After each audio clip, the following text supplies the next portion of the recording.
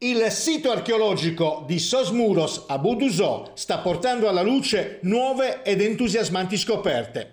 È veramente interessante quella dei vaghi di collana e del pendente a forma di cuore. E grazie a questi ritrovamenti ricostruire un pezzo di storia dell'isola appare ancora più interessante. L'Università di Sassari, dopo aver preso in custodia i reperti, provvederà ad analizzare non solo i materiali che compongono gli stessi, ma anche la terra che li protegge. I vaghi sono stati trovati nell'atrio del pozzo, sono stati realizzati con pasta di vetro, ambra o cristallo di rocca, di forme e colori differenti, e tra questi spicca un pendente a forma di cuore di cristallo di rocca che trova un solo confronto nell'isola nel vicino santuario di Romanzesu a Bitti e fuori dalla Sardegna nell'Egeo e nel Mar Nero.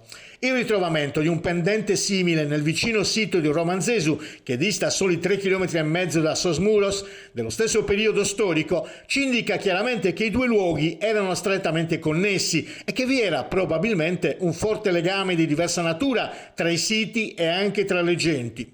Questo sito sembra lontanissimo da tutto, ma le genti in antichità, al contrario, usavano le correnti del Tirso per costruire rapporti importanti che hanno dato modo agli abitanti di espandersi e di crescere come comunità.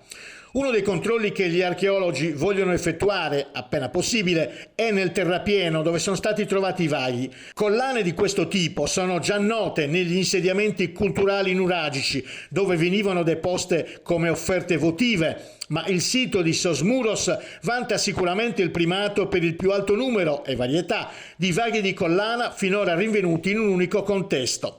Sarà possibile un'esposizione, ma è la soprintendenza che farà le sue valutazioni a posteriori.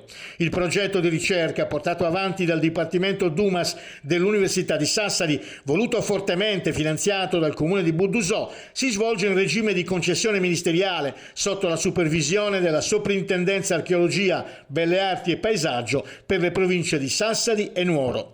Per Boudouzo, ha sottolineato il sindaco Massimo Satta, si tratta di un'altra importante traccia del passato che testimonia le antiche origini del nostro paese. Questi scavi apportano conoscenze sulla nostra storia, ma mirano anche alla valorizzazione del patrimonio archeologico locale che deve diventare risorsa turistica ed economica per il paese.